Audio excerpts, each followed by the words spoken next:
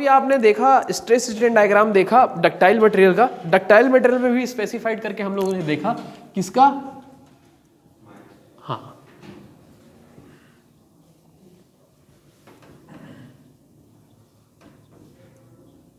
क्यों देखा कि नहीं देखा, देखा ना,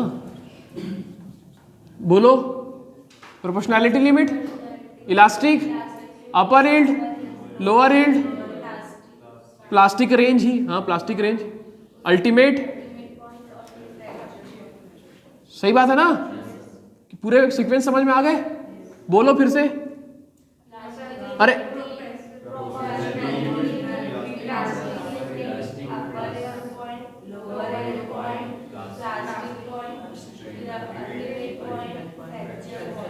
ठीक है इधर आइए। ये तो था फेरस, फेरस करेगा मतलब आयरन वाला यार। अब नॉन फेरस अगर हम बात करें डक्टाइल मटेरियल की, डक्टाइल मटेरियल तो है लेकिन नॉन फेरस है।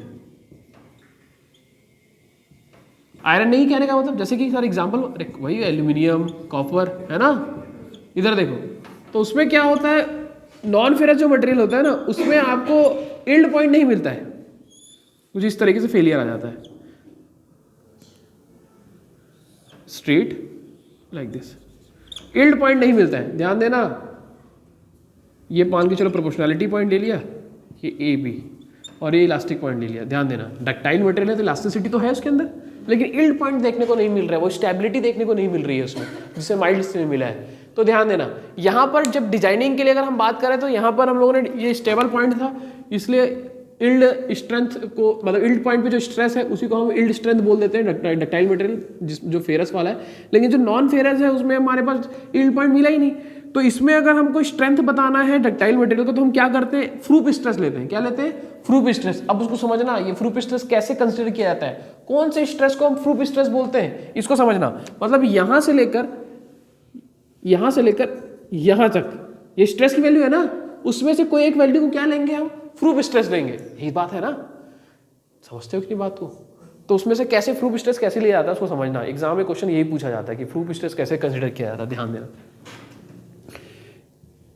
यहां तक देखो, यहां डिफॉर्मेशन 0, ये यहां पर टोटल परमानेंट डिफॉर्मेशन इतना, ये क्या चीज है, ये तो डिफॉर्मेशन है ना, टोटल परमानेंट डिफॉर्मेशन, यही बता रहा ना ये लाइन, टोटल परमानेंट डिफॉर्मेशन या फिर टोटल स्ट्रेन।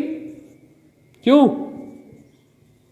हाँ सर बता तो रहा है, यहां पर स्ट्रेन सर 0 है और बॉडी के फ्रैक्चर होने तक सर यहां तक डिफॉर्मेशन देखने को मिल रहा है सर एक्स एक्सिस में। हाँ तो क्या, हाँ इसी को तो समझो, इधर ध्यान दो। फ्रूप स्ट्रेस किसके जैसा काम करेगा, फ्रूप स्ट्रेस क्या बताएगा मटेरियल का स्ट्रेंथ। जैसे डक्टाइल मटेरियल में यील्ड स्ट्रेस बताता था उसका स्ट्रेंथ मटेरियल का, वैसे ही फ्रूप स्ट्रेस भी मटेरियल का स्ट्रेंथ बताएगा। ठीक है, ये फ्रूप स्ट्रेस कौन सा स्ट्रेस है उसको समझना। टोटल परमानेंट डिफॉर्मेशन का, सुनना, टोटल परमानेंट स्ट्रेन का 0.2%, कितना 0.2% कंसिडर किया जाता है। इधर ध्यान दो, तो 0.2% ले रहे हैं हम, कितना डिफॉर्मेशन ले रहे हैं 0.2%, ये पूछा गया है। 0.2% को कैसे लिखेंगे, 0.20% रहता तो 0.2, हाँ 20% रहता तो 0.2 लिखते हैं ना, 2% रहता तो 0.02 और 0.2% है तो हाँ 0.02 of 0.2% of total permanent deformation. ध्यान देना, जितना अब टेस्ट किए यार, एल्यूमिनियम है सपोज, उसका टेस्ट किए तो तो हमको डिफॉर्मेशन मिला ना, कितना परमानेंट डिफॉर्मेशन कितना हुआ टूटने तक, तो उसका कितना परसेंट लिए परमानेंट डिफॉर्मेशन, कितना परसेंट लिए 0.2% डिफॉर्मेशन लिए, ये आया मान के चलो, ये आया। अब ध्यान दो, ये जो आपके पास लाइन है इलास्टिक वाला जो लाइन है, मान के चलो ये लाइन है इलास्टिक वाला, है ना, यहां से यार ये इलास्टिक लाइन है, इस 0.2 of the total permanent deformation का ये जो पॉइंट आया है, ये स्ट्रेन में 0.2% ये आया ना, ये जो आपके पास इलास्टिक वाला जो लाइन है उसके पैरेलली लाइन ड्रॉ कर दो। सुन रहे हो, इसके पैरेलल यार, अब मेरे से थोड़ा पैरेलल बना नहीं, माफी चाहते हैं, लेकिन ये जो लाइन है इसके पैरेलल हम लोगों ने लाइन ड्रॉ किया। ये जो इलास्टिक पॉइंट है ना, उसके पैरेलल जो था समझ रहे हो यार? फेलियर के पहले जो आपके पास जो ग्राफ बना है, या ऐसे फेलियर होते तक का जो ग्राफ बना है, उसके parallel 0.2% of the total permanent deformation पे ये जो आया है, उसमें इसके पैरेलल एक लाइन ड्रॉ कर दो। उसके बाद जो आपके पास डिफॉर्मेशन के समय जो ग्राफ मिला था, वहां पर जो इंटरसेक्ट करेगा, ये जो पैरेलल लाइन जहां पर इंटरसेक्ट करेगा, यहीं पर आ गया देखो मस्त, इंटरसेक्ट करेगा, वहां पर कहाँ लेके जाओ उसको, स्ट्रेस पे लेके जाओ। तो ये जो स्ट्रेस मिलेगा, यही स्ट्रेस क्या कहलाएगा? Proof stress. अब ये जो प्रूफ स्ट्रेस जितना इसका मैग्नीट्यूड आया होगा, जैसे ये एल्यूमिनियम का हम लोगों ने टेस्टिंग करके ऐसे बनाया था, उसका 0.2% लेके इसके पैरेलल एक लाइन ड्रॉ किया और यहाँ इंटरसेक्ट किया, तो ये जो स्ट्रेस मिला प्रूफ स्ट्रेस। तो एल्यूमिनियम का डिजाइनिंग के लिए जो हम स्ट्रेस देंगे, डिजाइनिंग के लिए जो हम स्ट्रेंथ बताएंगे, वो कौन सा स्ट्रेस बताएंगे? इसी स्ट्रेस को बताएंगे। समझ गए क्या?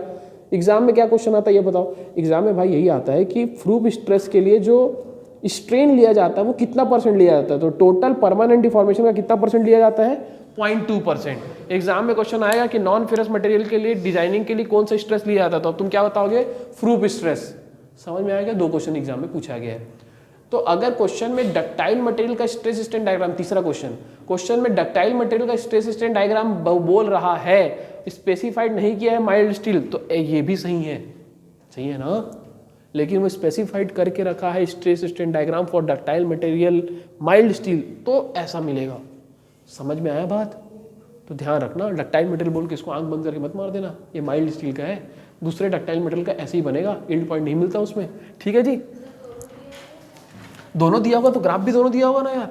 नहीं सर, ये पूछ रही हूँ, क्वेश्चन में कुछ नहीं बोला, हाँ, डक्टाइल मटेरियल बोला, और जैसे अगर ये दोनों ग्राफ दिया होगा तो फिर अपन किसको करें? ऐसा होगा ही नहीं, ऐसा कैसे हो जाएगा? हाँ, वो क्वेश्चन बोनस का होगा या विलोपित हो जाएगा। आपको अगर क्वेश्चन आईएएस में आया हुआ है भाई, जिसमें ऐसा माइल्ड स्टील भी दिया हुआ है और डक्टाइल मटेरियल भी दिया, और दोनों ग्राफ दिए हैं ऑप्शन में, है ना? तो माइल्ड स्टील के साथ इसके साथ मैच करना है और डक्टाइल के साथ इसके साथ मैच करना है। ठीक है जी, ठीक है, इधर आइए। अब अगला ब्रिटल मटेरियल, हमको मालूम है ब्रिटल मटेरियल। तो जैसे कि मैं बार बार आपको समझाते आ रहा हूँ कि डक्टाइल मटेरियल में स्ट्रेंथ यील्ड पॉइंट को देना है, डक्टाइल मटेरियल में स्ट्रेंथ यील्ड पॉइंट को देना है, यील्ड पॉइंट नहीं मिलेगा तो किसको देना है? प्रूफ स्ट्रेस को। वैसे ही ब्रिटल मटेरियल में अगर हम बात करूं तो ब्रिटल मटेरियल में स्ट्रेंथ कौन से पॉइंट पे दिया जाएगा? कौन से स्ट्रेंथ देना है? स्ट्रेंथ बताना मतलब क्या बताना है? स्ट्रेस। तो यहां पर किसको दिया जाता है? कौन सा पॉइंट है यार? तो अल्टीमेट पॉइंट पे जो स्ट्रेस होगा वही इस ब्रिटल मटेरियल का क्या होगा? स्ट्रेंथ होगा। सुनते हो कि नहीं बात? अल्टीमेट स्ट्रेंथ कहने का मतलब अल्टीमेट पॉइंट पे जो स्ट्रेस है वही ब्रिटल मटेरियल का क्या है? स्ट्रेंथ है। सही बात है ना? ठीक है।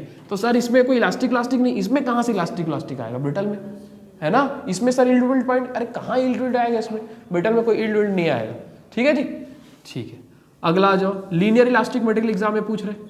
लीनियर इलास्टिक मटेरियल, तो जैसा कि मैंने आपको बता दिया था कि जब मैंने टाइप्स ऑफ मटेरियल बताया था कि होमोजीनियस और आइसोट्रॉपिक होगा हमारा मटेरियल, अब और बता रहा हूँ, अब हमारा मटेरियल भी और लिखा रहेगा जंक्शन में कि होमोजीनियस, आइसोट्रॉपिक और मटेरियल कैसा?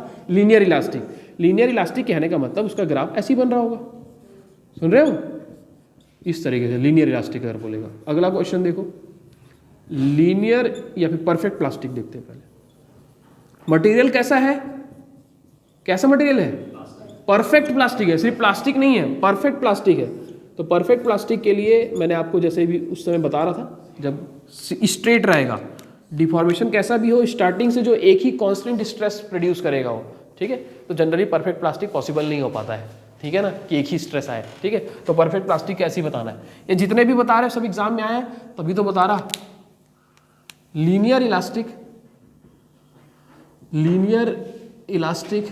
And perfect plastic.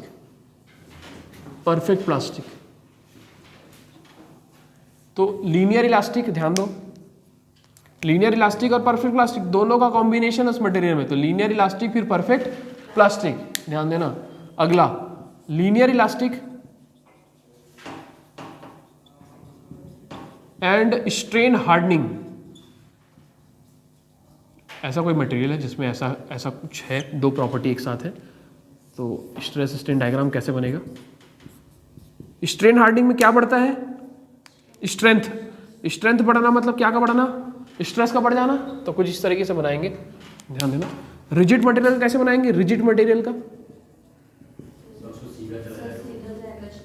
Rigid material मतलब क्या होता है? Non deformable. तो डिफॉर्मेशन नहीं आएगा मतलब क्या नहीं आएगा? स्ट्रेन नहीं आएगा।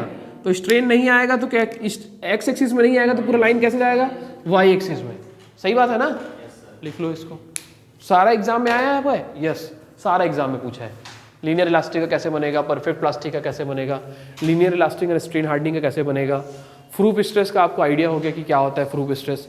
0.2% of the total permanent deformation को मार्क करोगे और उसके बाद जो टेस्टिंग के समय जो ग्राफ मिला था उस मतलब जो लीनियर इलास्टिक वाला जो ग्राफ मिला था उसके पैरेलली लाइन ड्रॉ करोगे। उसके बाद जहाँ पर वो इंटरसेक्ट होगा उस पॉइंट पे जो स्ट्रेस की वैल्यू आएगी वही आपके पास प्रूफ स्ट्रेस होगा। चलिए ठीक है।